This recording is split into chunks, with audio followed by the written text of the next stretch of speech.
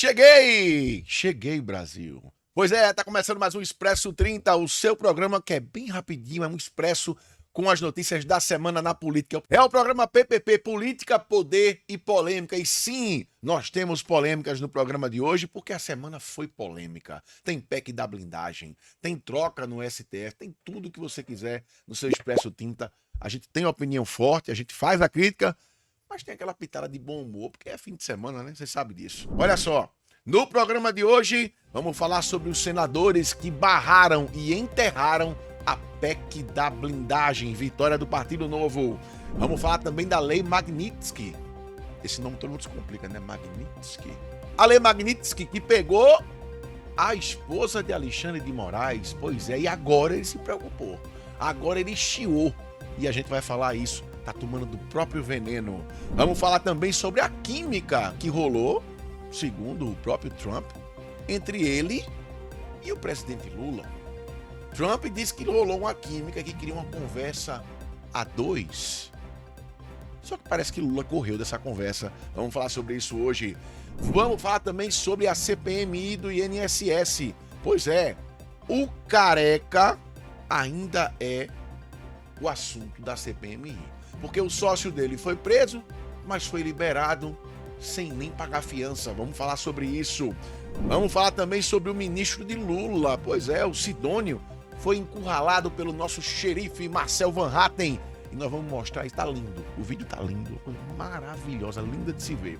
E a gente vai falar também sobre o nosso querido Romeu Zema. O governador de Minas rebateu um vídeo de Lula dizendo que não pode se confundir criminalidade com terrorismo e etc. E a gente vai ver o nosso Romeu Zema falando sobre isso. Tudo isso e muito mais. Tem os quadros também do programa, tem o meme da semana, tem também o desafio dos 30 em 30 segundos. O que é que eu vou fazer hoje? Só falta eu subir na mesa, né? Vamos lá. É a gente passando a limpo o Brasil na política no nosso Expresso 30. Ô menino, dá-lhe o apito aí que partiu o Expresso dessa semana. Vamos lá.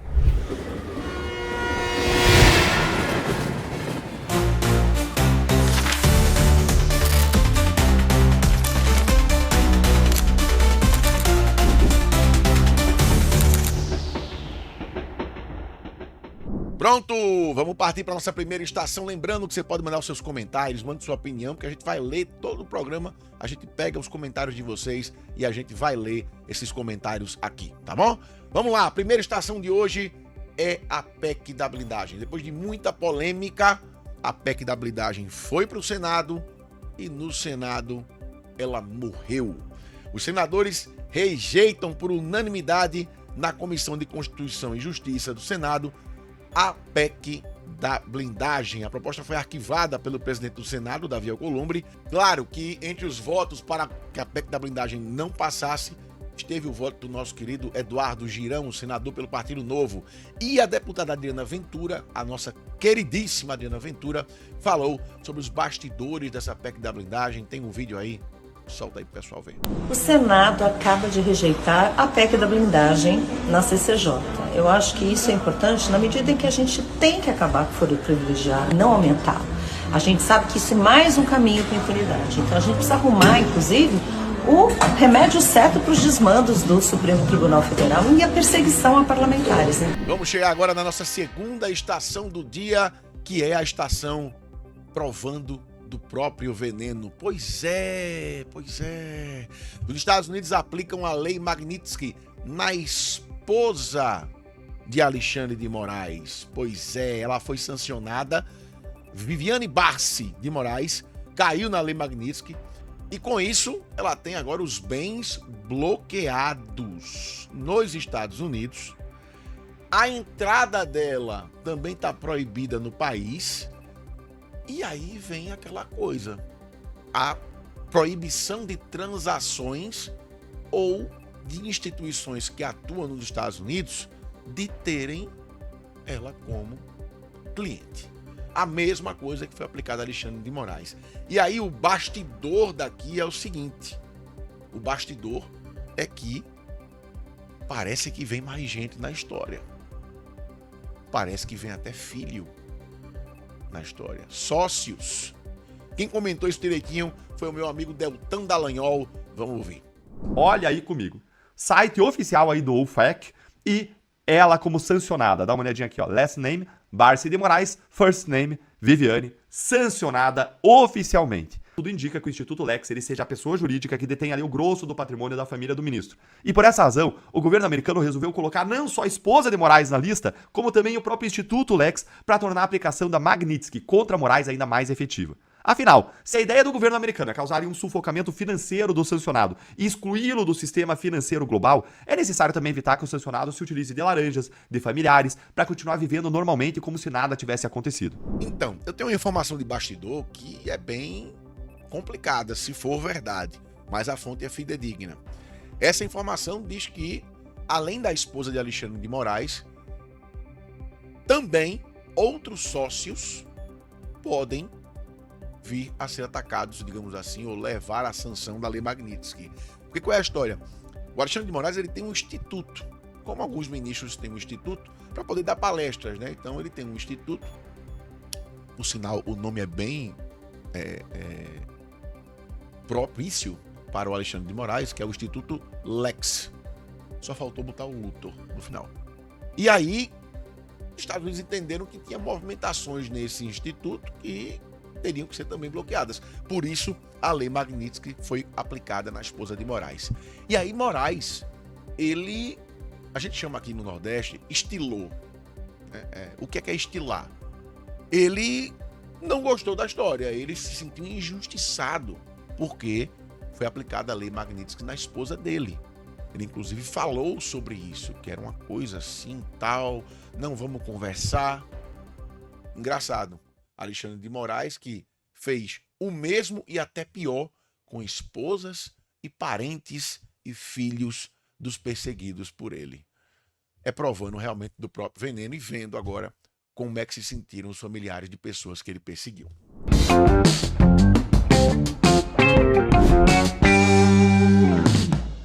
Agora a gente chega na primeira subestação do nosso Expresso 30, que é O que há de novo. Esse quadro, O que há de novo, traz pra gente o que parlamentares do Partido Novo fizeram por todo o Brasil. E hoje a gente vai falar do senador Eduardo Girão. O nosso senador visitou a cidade de Varjota, que fica mais ou menos aqui 300 quilômetros de Fortaleza, porque é uma cidade que recebeu investimentos, né, emendas do gabinete de Girão. Não sei se você sabe, mas o Eduardo Girão, ele pega as emendas dele de senador e distribui igualitariamente para todos os 184 municípios do Ceará. É uma coisa fantástica que o Girão faz. E ele foi ver de perto uma associação dos pais e amigos dos excepcionais, a APAI, que tem nessa cidade. E que recebeu recursos de mais de R$100 mil para a compra de equipamentos para fisioterapia, reabilitação e também um veículo. A gente só podia esperar isso de Girão, né? Vamos ver aí o vídeo dele. Pessoal, paz e bem, estamos aqui em Varjota, sendo assim super bem recebidos, acolhidos aqui na APAI. A APAI, desde o início do nosso mandato, a gente fez 2 emendas, uma 100 mil para equipamentos, né, que você está vendo aí, assim como também agora para um veículo, né? E eu fico muito feliz, das 36 APAIs do estado do Ceará, todas o nosso gabinete já enviou recursos, porque é um trabalho sério, pessoas que têm um coração enorme. Graça e paz para o nosso querido senador Eduardo Girão, que é um exemplo do que é um parlamentar, não só no sentido da parte de recursos, mas também de conduta. Um abraço aí, meu amigo Girão. E agora a gente vai para uma outra estação, que é a estação Rolou Química. Essa vale até uma música romântica da história. Porque, segundo Trump, rolou uma química entre ele e Lula. Isso você ouviu mesmo. Rolou uma química entre ele e Lula. Pois é, o Donald Trump fez um discurso que para muita gente foi confuso, mas para quem entende um pouquinho de PNL, você consegue entender o que é que ele fez. Com aquela cabeça dele aqui assim, troncha e tal, ele disse que rolou uma química entre ele e o presidente Lula e que queria uma conversa a 2 com ele. Uma conversa mais, digamos assim, no salão oval, aquela coisa toda. E meio que constrangeu Lula, porque também falou das perseguições que acontecem no Brasil, falou da situação financeira do Brasil, dos gastos que acontecem. e principalmente ele usou outro termo, né? Mas não falou ditadura. Ele disse da ausência de liberdade dos cidadãos. O discurso de Trump foi muito inteligente para quem conseguiu captar a mensagem. Bora ver o vídeo do Trump aí. O discurso de Donald Trump na Assembleia Geral da ONU surpreendeu todo mundo com um elogio ao presidente Lula. But he seemed like a very nice man, actually. He liked me, I liked him. But if you, and I only do business with people I like. Também foi surpreendente que Trump não só disse ter falado com Lula antes do discurso, como anunciou uma reunião inesperada entre os dois presidentes nos próximos dias. Se esse encontro realmente acontecer, vai ser a primeira conversa bilateral entre os dois presidentes e acontecerá em meio à escalada de tensões políticas e comerciais entre o Brasil e os Estados Unidos. A data e o local exatos dessa reunião, no entanto, ainda não foram divulgados. Eu sou Leandro Prazeres e vou contar aqui direto da sede da ONU, em Nova York, o que pode acontecer a partir de agora, depois desses discursos e depois dessa promessa de um encontro inesperado entre Lula e Donald Trump. Mas antes disso, a gente precisa lembrar por que essa fala de Trump surpreendeu tanta gente. O presidente norte-americano e Lula chegaram a Nova York em meio ao que os especialistas dizem ser a maior crise diplomática entre o Brasil e os Estados Unidos em 200 anos de história, depois de Trump ter anunciado tarifas e sanções contra membros do judiciário em resposta ao julgamento e à condenação do ex-presidente Jair Bolsonaro. Do lado brasileiro, Lula vem dizendo que o Brasil não negociará a sua soberania. E no meio dessa crise, a Assembleia Geral da ONU deste ano foi a primeira vez em que os dois estariam ao mesmo lugar no mesmo tempo. E esse possível encontro estava carregado de tensão. O que ninguém esperava é que Trump anunciasse uma reunião entre os dois presidentes. E ainda mais que elogiasse a química que ele sentiu ter com Lula. I was walking in and the leader of Brazil was walking out. We saw him and I saw him, he saw me, and we embraced. We actually agreed that we would meet next week. We had, at least for about 39 seconds, we had excellent chemistry. It's a good sign. Mas Trump também criticou o governo brasileiro. Brazil now faces major tariffs in response to its unprecedented efforts to interfere in the rights and freedoms of our American citizens and others, with censorship, repression, weaponization, judicial corruption, and targeting of political critics in the United States. I'm very sorry to say this, that Brazil is doing poorly and will continue to do poorly. O discurso de Trump aconteceu logo depois do de Lula. Na sua fala, Lula fez críticas indiretas aos Estados Unidos. Diante dos olhos do mundo, o Brasil deu um recado a todos os candidatos autocratas e àqueles que os apoiam. Nossa democracia e nossa soberania são inegociáveis. Seguiremos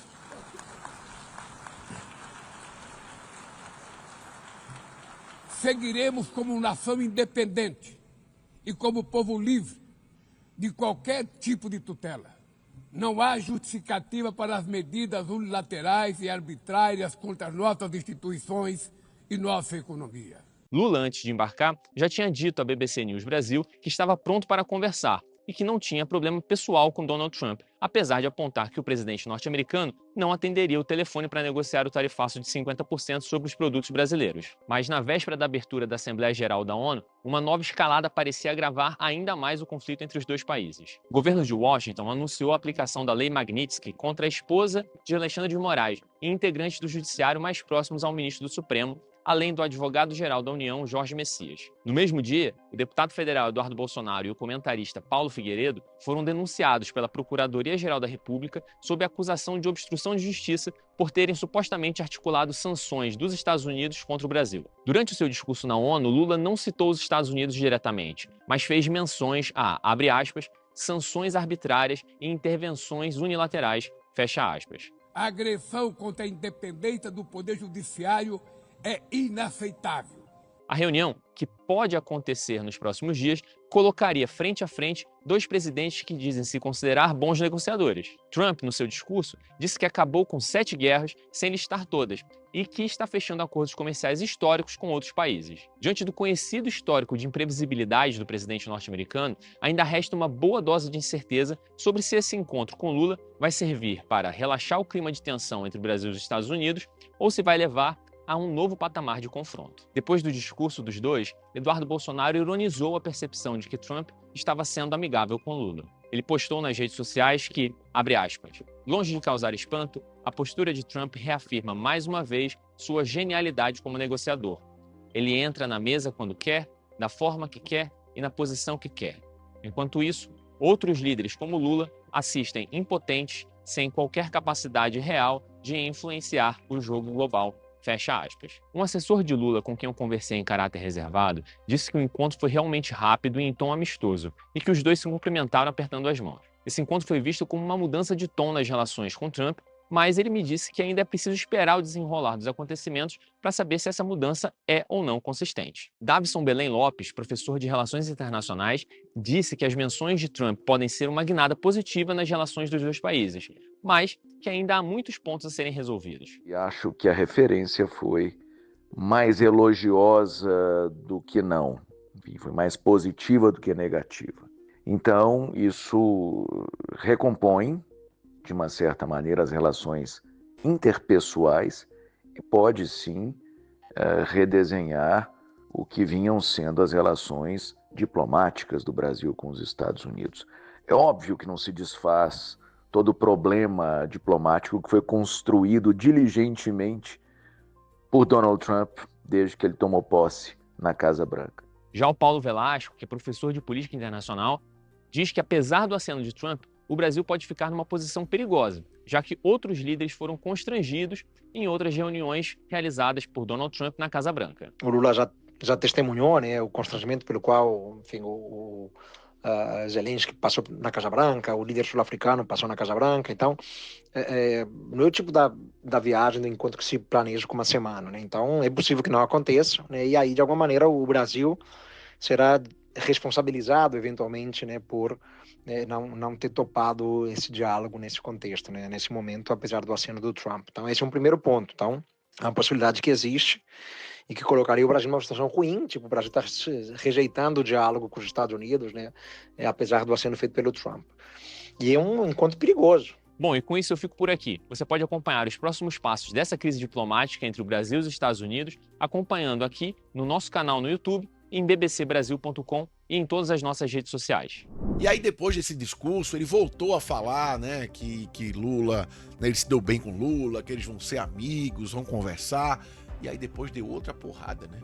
Lembrou que nenhum país que não foi parceiro dos Estados Unidos conseguiu andar, conseguiu prosperar.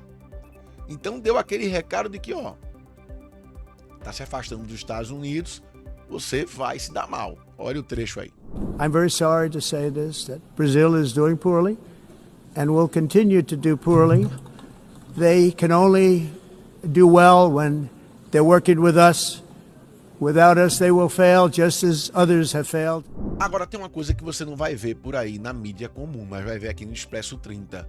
Vocês viram que Lula foi vaiado lá em Nova York? Pois é, brasileiros que estavam lá e também americanos vaiaram o presidente do Brasil. Olha o vídeo. Presidente! Palavrinha pra gente, presidente!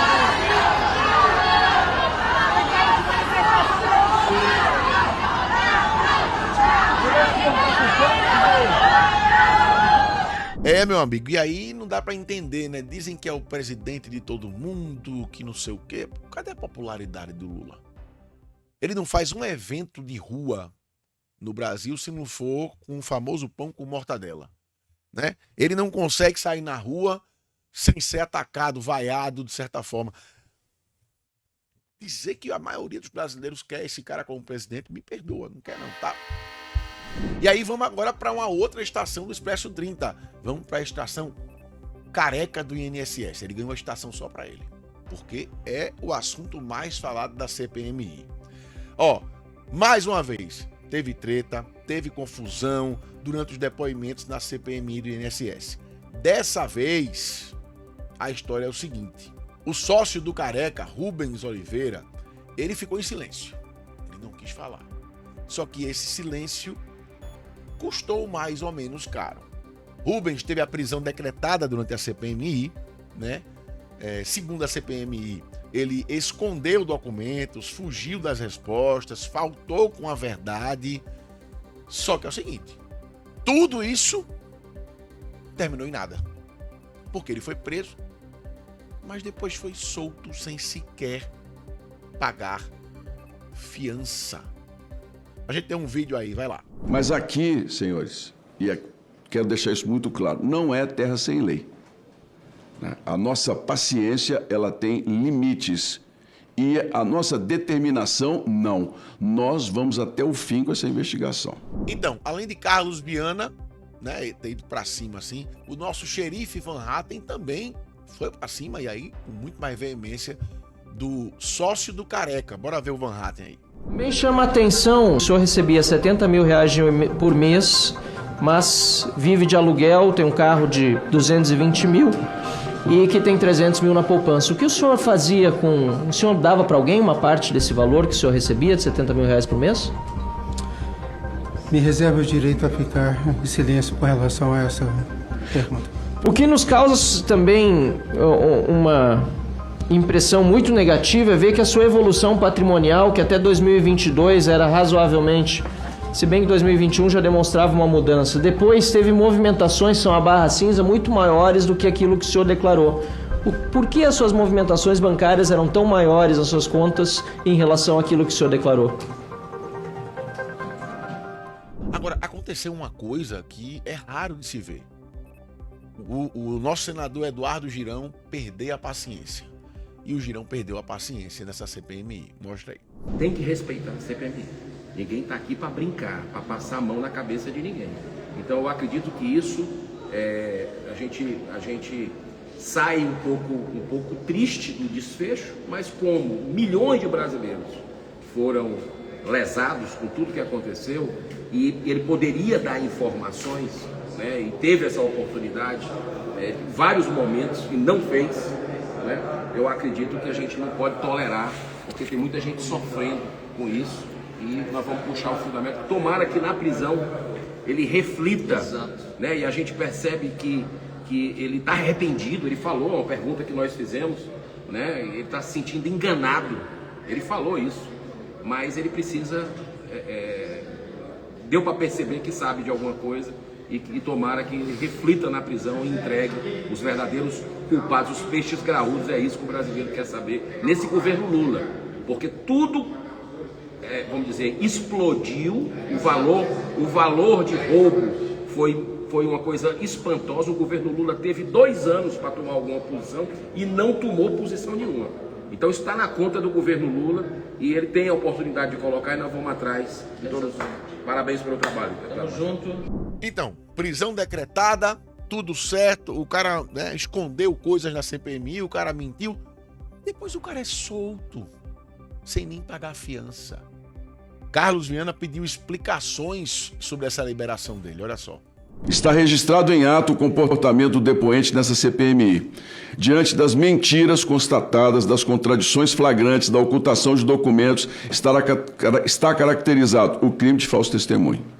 Na condição de presidente desta comissão parlamentar mista de inquérito, diante do flagrante delito, eu neste ato dou voz de prisão ao depoente por crime de falso testemunho contra essa CPMI. Determino, Vossa Excelência não pode mais se manifestar, senhor advogado, agora só nos autos. Determina a Polícia Legislativa do Congresso Nacional que proceda imediatamente à condução do preso com todas as garantias constitucionais e que seja comunicado à autoridade judicial para as devidas providências. Essa CPMI, e aqui eu vim pautando ponto por ponto, não será instrumento de blindagem de ninguém. Essa CPMI vai até o final, doa a quem doer. Quem rouba do aposentado, rouba do Brasil. E aqui, meus amigos, quem mente vai pagar o preço. Polícia Legislativa que se cumpra as decisões dessa casa. Não, Excelência, só desculpa. O senhor não pode mais se manifestar, só nos autos agora. Bom, a gente procurou a polícia do Senado e a nota que eles emitiram foi a seguinte: eles cumpriram a ordem de prisão expedida por Carlos Viana, mas disseram que depois que Rubens Costa prestou esclarecimentos, o liberaram. Ainda de acordo com a nota, a Polícia Legislativa instaurou um inquérito policial que deve ser encaminhado ao Poder Judiciário. Os advogados que defendem Rubens Costa divulgaram também um comunicado sobre o episódio. Nessa nota dos advogados de Rubens, o economista foi apenas conduzido à autoridade policial, que não homologou o flagrante. O escritório responsável por sua defesa entende que a medida decorreu da ilegalidade da prisão e da própria liminar em habeas corpus preventivo, que já garantia a impossibilidade de custódia, e aí não houve a necessidade de fiança. Contradições e mais contradições. Se não havia motivo para que ele fosse preso, por que já havia um pedido de habeas corpus preventivo? Ponto 1. Agora, o ponto 2 é o seguinte. Qual é a mensagem que é passada para esse pessoal que vai para uma CPMI e mente? E fica calado, esconde informação e não respeita os parlamentares. A mensagem que é passada é, mesmo que você me dê voz de prisão, eu vou bater na polícia lá do Senado e vamos embora. Essa é a mensagem que se passa. É o Brasil da impunidade. Mas a gente não vai desistir, não. A gente vai continuar buscando, pelo menos, moralizar um pouquinho esse país. Vamos embora. Chegou a hora da nossa subestação mais divertida, que é o meme da semana. Pois é, e não poderia ser outro, né? Como sempre, o nosso meme tem que inserir o presidente do Brasil, Luiz Inácio Lula da Silva, e a primeira-dama do Brasil, Janja Lula da Silva. Eles chegaram lá. Por que Janja foi pro negócio da ONU, hein? Não entendo essas participações dela. Enfim. Mas eles foram para lá e vocês vão ver a cara dele durante o discurso de Trump. Olha o vídeo. Then I'm saying, can you believe I'm going to be saying this in just 2 minutes? Sabe aquele meme do John Travolta, né? Do Pulp Fiction, que é aquele filme que ele fica, né, procurando? Mas parecia demais. Primeiro porque eles não estavam entendendo nada, né? Não entendem a língua. Segundo, que eu acho que quem estava repassando para eles, quando repassava, eles ficavam, meu Deus do céu, porque Trump deu umas butadas boas. Essa é a imagem que a gente leva do Brasil para fora. Um presidente que sequer sabe falar a língua mais falada do mundo, quase, que é o inglês, ou talvez a língua mais comercial, e que simplesmente não tem qualquer tipo de instrução para ser presidente de um país. Que bom que o nosso querido Zema tá para jogo. Amém, Senhor. Vamos lá, vamos torcer para mudar esse Brasil. Vamos agora para nossa quinta estação. A quinta estação se chama Sidônio Palmeira encurralado por Van Hatten. Pois é, o bicho pegou para Sidônio Palmeira também, que é o ministro da Secretaria de Comunicação do Governo Federal. Aquele que foi flagrado depois da demissão de Daniela lá, né? Aí depois ele estava almoçando com ela. Daniela, que na CNN, na Globo News, antes da CNN, ela também falava somente bem do governo federal. Ela era uma petista de fato militante no jornalismo do Brasil. Pois é, o Sidônio Palmeira foi encurralado por Van Hatten e eu vou dizer para você, o meu querido Van Hatten, ele é um show. Ele é um showman. Porque ele é um showman com fatos, ele é um showman com base. Olha a pergunta, uma das perguntas que o Van Hatten fez lá para o Sidônio. Se foi o governo de Lula quem pediu para a Polícia Federal investigar a fraude do INSS, por que o senhor Sidônio, quando ministro, não agiu para comunicar os aposentados? Se foi o governo Lula que descobriu a fraude, por que é que o ministro de comunicação não fez nenhum movimento para comunicar? Pergunta básica, inclusive feita por Van Hatten, que é um jornalista. Vamos ver, tem um vídeo aí do Van Hatten, vamos acompanhar. Dizer para os senhores que, em relação ao INSS, parou todo esse processo de corrupção no governo do presidente Lula, nesse governo. E foi através da CGU que fez uma investigação e encaminhou para a Polícia Federal. A grande maioria dessas associações, elas cresceram no governo passado. E daí que surgiu tudo. E aconteceu e terminou, por isso que aumentou o número nesse governo. Não é verdade. Só para o ministro Sidônio ter os números aqui, o senhor disse que proliferou antes. Aqui está o número de ACTs, Acordo de Cooperação Técnica do Governo Lula, tá? Subiu de um número que somado não dava os 2 anos seguintes, para 27 em 2023, 36 em 2024, enquanto o senhor já era ministro, mais 37 ACTs celebrados pelo governo Lula. E, além disso, os desbloqueios em lote de 50 mil associados subiram de 4 situações, uma por ano durante o governo Bolsonaro, para 15 em 2023 e 24 em 2024. Então eu não tenho medo nenhum em dizer que o senhor faltou com a verdade, o senhor mentiu a respeito dos números agora há pouco, e não me surpreende porque eu lhe chamo mesmo de ministro da propaganda.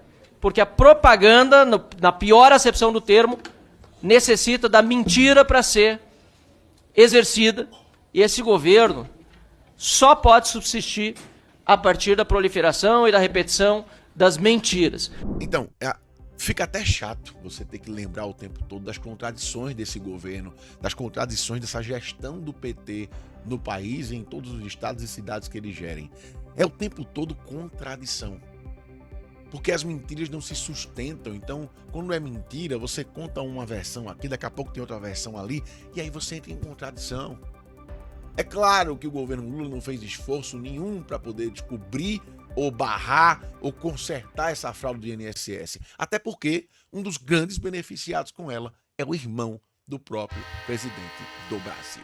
Vamos agora para a nossa última estação do Expresso de hoje, que é a estação Romeu Zema. É o seguinte, Lula mais uma vez faz um discurso defendendo basicamente a criminalidade. Segundo Lula, ele fica preocupado com a equiparação, a associação da criminalidade com o terrorismo. Vamos ver o vídeo de Lula primeiro, vai lá. É preocupante a equiparação entre a criminalidade e o terrorismo. Olha só o que o Lula falou hoje. A preocupação dele é criminoso ser igualado a terrorista. Engraçado que ele não se preocupa com o número de homicídios cometidos por essas facções criminosas, que é maior no Brasil do que em todas as guerras. Ele também não se preocupa com os índices de criminalidade que estão crescendo sempre nos seus governos. Presidente, você deveria ter vergonha de falar uma coisa dessa enquanto 50 milhões de brasileiros vivem reféns desses terroristas todos os dias. O brasileiro não merece mais viver nesse filme de terror e ainda ter um presidente que vai para a ONU defender facção criminosa. E aí é o seguinte, o Romeu Zema, ele fez um vídeo também, ele fez uma fala rebatendo essa afirmação de Lula. Uma das frases do Zema é: por que é que Lula insiste tanto em manter um diálogo cabuloso com a criminalidade? E é de fato o que o Lula faz. É boné de CPX, é conversando com, é defendendo o Hamas, e por aí vai. Sem falar nas facções criminosas aqui. E aí vem uma experiência própria minha que eu posso compartilhar com vocês. Estive agora há pouco, né, visitando, essa semana eu visitei lá Romeu Zema e falei lá com o Rogério Greco, que é o secretário lá de segurança. O Zema tá falando aí de experiência própria, ele fez uma integração lá das forças policiais e de segurança que diminuiu a criminalidade do estado de Minas. E veja, Minas é um estado hoje que qualquer policial entra andando em qualquer lugar do estado. E Minas está ao lado de São Paulo e de Rio. Então você tem ali Comando Vermelho e PCC que não entram em Minas como poderiam. Então o Zema tem propriedade para falar. E aqui para nós, né? Você tem um presidente que normaliza grupo que invade terra, que invade casa, grupo que pratica literalmente terrorismo nas comunidades, cobrando por internet, cobrando por gás. Pelo amor de Deus, né? O presidente que diz que quer que tem uma pessoa roubar o celular da outra para tomar uma cervejinha. Isso mostra a diferença de caráter de cada um. E a gente chega agora na estação mais saliente do programa, a Rapidinha do Expresso. Vamos lá? Lula diz que soberania brasileira não será discutida em encontro com Trump. Renan Calheiros destaca impacto de projeto que isenta imposto de renda para quem ganha até 5 mil. Bolsonaro vai ser beneficiado, diz relator do PL da anistia. Aécio, Temer e Maia ressurgem para falar sobre anistia. Anos após embates na Lava Jato, Zanin julgará Moro no STF. Senado aprova projeto que retira do teto de gastos as despesas com o tarifaço. Silas Malafaia pede a Moraes acesso ao inquérito sobre Eduardo Bolsonaro no STF. A irritação do Centrão na Câmara com o enterro da PEC da blindagem pelo Senado. Portinho sob PEC das prerrogativas. Só andou na Câmara com o apoio do PT. Trump exige que a ONU investigue sabotagem após problemas técnicos. Kamala Harris diz que seria arriscado ter homem gay na chapa de 2024. Greve geral pressiona o novo primeiro-ministro da França. Moraes mantém prisão de homem que o chamou de satanista e o vinculou a crimes. Relatório da PF pode livrar Carla Zambelli. Do real instável ao dólar poderoso, brasileiros escolhem a Webull para proteger o patrimônio. E agora chega o quadro que vocês ficam torcendo para que aconteça, que é o quadro 30 em 30, o desafio dos 30 dessa semana, que é basicamente quando vocês aprontam uma para mim e eu me lasco. Vamos lá. Diz aí, qual é o desafio de hoje? É fácil. Em 30 segundos, falar o mais rápido possível e sem errar a seguinte frase: 3 tigres tristes. 3 tigres tristes. Como é o nome? Eu tenho que falar rápido, peraí, calma. Em 30 segundos, eu tenho que falar rápido a frase. 3 tigres tristes sem errar. 3 tigres tristes. É isso. Peraí. Quem é de televisão vai saber disso.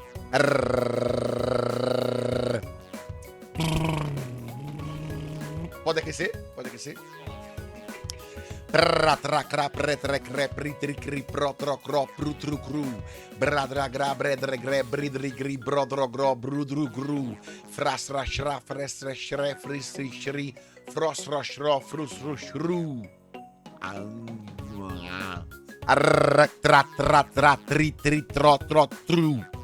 Vamos lá? 3 tigres tristes. Lá ele. Bora lá. 3, 2, 1. 3 tigres tristes. 3 tigres tristes. 3 tigres tristes. 3 tigres tristes. 3 tigres tristes. 3 tigres tristes. 3 tigres tristes. 3 tigres tristes. 3 tigres tristes. 3 tigres tristes. 3 tigres tristes, 3 tigres tristes, 3 tigres tristes, 3 tigres tristes, 3 tigres tristes, 3 tigres tristes, 3 tigres tristes, 3 tigres tristes, 3 tigres tristes, 3 tigres tristes, 3 tigres tristes, 3 tigres tristes, 3 tigres. Foi? Eu errei quantas? Tem que ver aí no VAR. Solta o VAR. É mais fácil falar 3 tigres tristes do que falar que o presidente do Brasil é honesto. Eu tenho que soltar essa. Ó, o tempo correu, o Expresso chegou na sua estação final. Hoje foi de boa. Vocês não me botaram pra poder subir em cima da mesa, pra me pendurar em canto nenhum. Tá uma maravilha. Não tive que tomar 30 copos d'água, tá tudo certo. E a gente volta com o Expresso 30 no próximo sábado, aqui no canal do Partido Novo. Compartilhe nossas redes sociais. Tá aqui minha rede social também, Eduardo Moura TV. Vamos embora mudar o Brasil. É possível. Pode cobrar. 3 tigres tristes. 3 tigres alegres. 3 tigres bons. 3 tigres maus. 3 tigres tristes comendo 3 pratos de trigo.